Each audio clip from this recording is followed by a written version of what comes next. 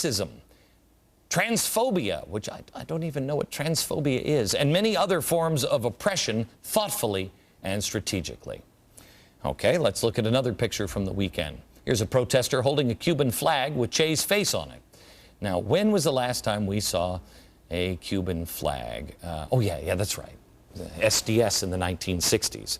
Here's another picture from the protests. A guy with a Nazi symbol in the place where the stars are, which is weird because I remember the media constantly calling on the Tea Parties to rein in that crowd with the Nazi symbols. What about this one? I haven't heard anybody calling out these radicals. You'd think maybe Andy Stern could just make a call, you know, and say, hey, everybody on the bus, stop with the swastikas. You see, this is the thing that makes us unique here at Fox, gets us into trouble at the same time. Nobody at the White House, nobody in the power structure really likes us, especially me. Darn, I was hoping to be invited to the Christmas party. The reason why they don't like us is because we're telling you the truth, the full truth. And when somebody has an agenda, they don't want to hear the whole truth. They just want to hear some of the truth. Do you remember a TV show? I used to watch this when I was sick at home. They would play this during I think TBS used to play this. Perry Mason. Do you remember this from Perry Mason? Your right hand. You solemnly swear the testimony you're about to give shall be the truth, the whole truth, and nothing but the truth? I do. State your name. Okay. Janice Atkins. The whole truth, the whole truth, and nothing but the truth. So help you God. Is there anybody out there in the media that can say that now? I don't think so. Because with the media, they have an agenda. And the ends justify the means. They can plow somebody over, you know, they can run them over, plow them under, they can do whatever they want. Because the ends is more important. I mean, as Cass Sunstein says, as far as anyone knows, they're good people. Oh, okay. Well, that doesn't sound like the truth, at least the whole truth and nothing but the truth. But I guess that's okay for the media? Once again, you're not getting the full truth from the media or just about anybody else, at least on the Arizona immigration protest. What are they all about? No one will tell you that those who were arrested were with the new SDS. They were radicals who were influenced by the old SDS and the current SEIU radicals and bussed in by SEIU. If this were 1995, I think I would dismiss these people as clowns, hippies, dope smokers. Just get a job. Just get a job. When you get out of college, get a job. Call me in 20 years. But times have changed. This isn't about an isolated group of people, just a few in college. The Weather Underground manifesto showed their hand. We had to get the youth. We will only reach the high school kids who are in motion by being in the schoolyards, hangouts, and on the streets on an everyday basis. The new SDS is shouting, arrest Arpaio, the sheriff. Sounds familiar, doesn't it? Oh yeah, from again, the 1960s. We want to smash the cops and build a new life.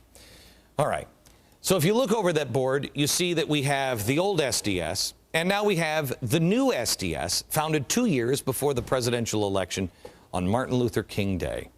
And some members of SDS were arrested over the weekend. So we can see the past, and we can see the present.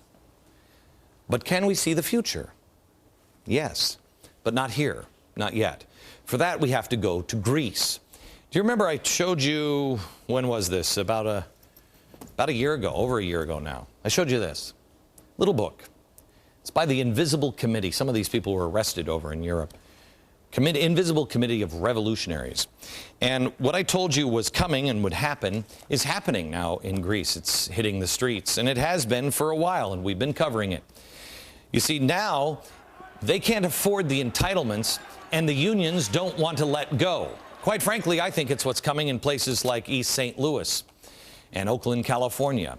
They're burning cars and they're blowing stuff up. They're clashing with the police. Does it sound familiar?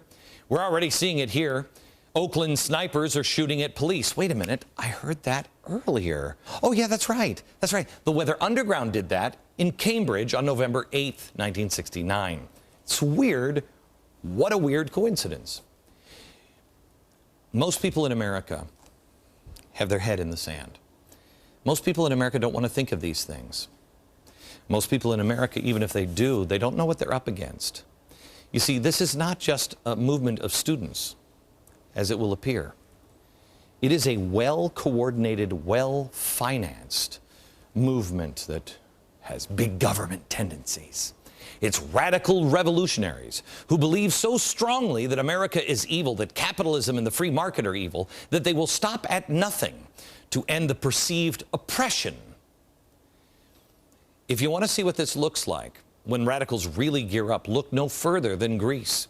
The Guardian is reporting on the rise of a group called the Sect of Revolutionaries. They've been described as more murderous, dangerous, and capable and nihilistic than ever before. They've now declared in Greece that tourists should learn that Greece is no longer a safe haven of capitalism, and have promised to set up attacks on police. See if this list sounds familiar. Businessmen, prison guards, and corrupt media. And for the first time now, tourists.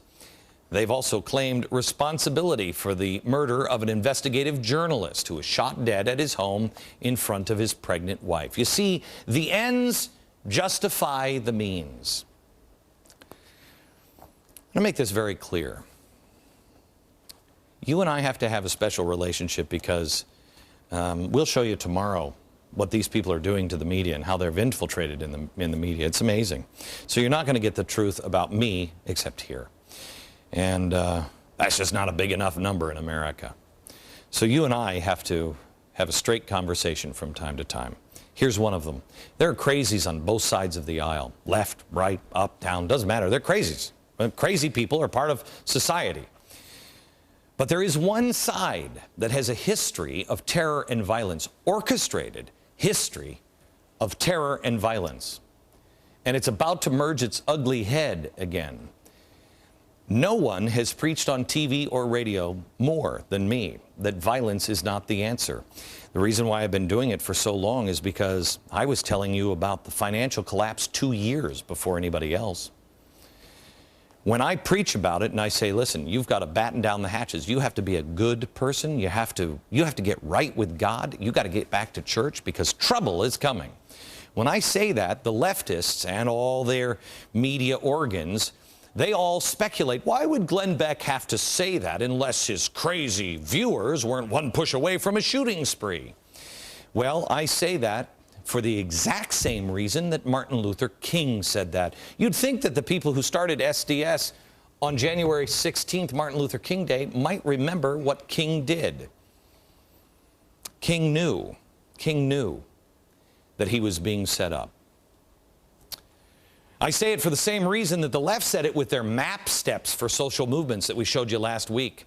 It's a human condition. And when you think you're losing and your back is up against the wall, you push back, and that's a mistake. As soon as anyone does that, not only is it just plain wrong, but you destroy the movement. You lose. Martin Luther King knew that, and so do I. But I also say it because I've seen the record. SEIU, just in the last year or so, has a history of violence against the Tea Parties. They beat up a black man in, where was that, St. Louis? They bit off a finger of a protester, physical intimidation. I mean, what was it Andy Stern said? We know where they live. SDS has a history of violence from the 1960s with the Weather Underground.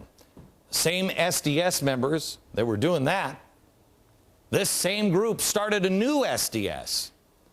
And on their first visible outing, they have arrests while shouting at the pigs.